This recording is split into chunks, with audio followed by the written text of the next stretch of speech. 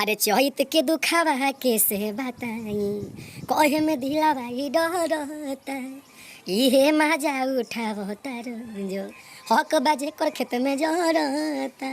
हरे माई रे माई न छोड़ सौन कर भाई, हाथ डालेला जवानी में।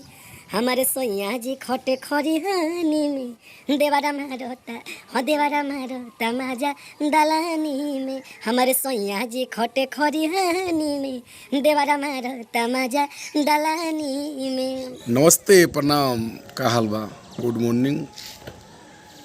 और आप सबसे बता दी कि बहुत ही धमाल वाला वीडियो आ चुकल बा। शशिलाल एंटरटेनमेंट चैत के धमाका। हमर सैया जी खट खरी हानी,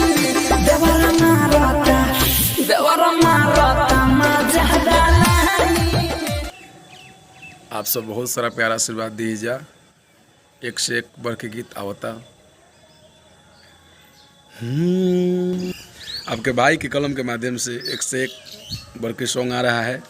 आप सब प्यारा आशीर्वाद दीजिए। और चैत का एक और सॉन्ग कुछ ही पल में रिलीज होगा या हो गया होगा आपन संगीत पे। हरे की चैत के पसे न मारा चाहिए खालागे, आगे हूँ न काटाई राजा राजा धूप बड़ी दागे। चैत के पसे न मारा चाहिए खालागे। आप बहुत सारा प्यार आशीर्वाद दीजिए। और हमार सैया जी खटे खरिहानी में, देवरा मारता मजा दलानी में।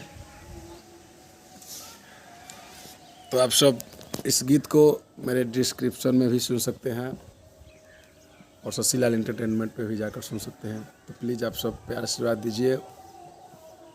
चैत में एकदम गर्दा उड़ा के थ्रेसर वाला भाई से नहीं हो रहा है कि आप सब एकदम गर्दा उड़ा के बजाई।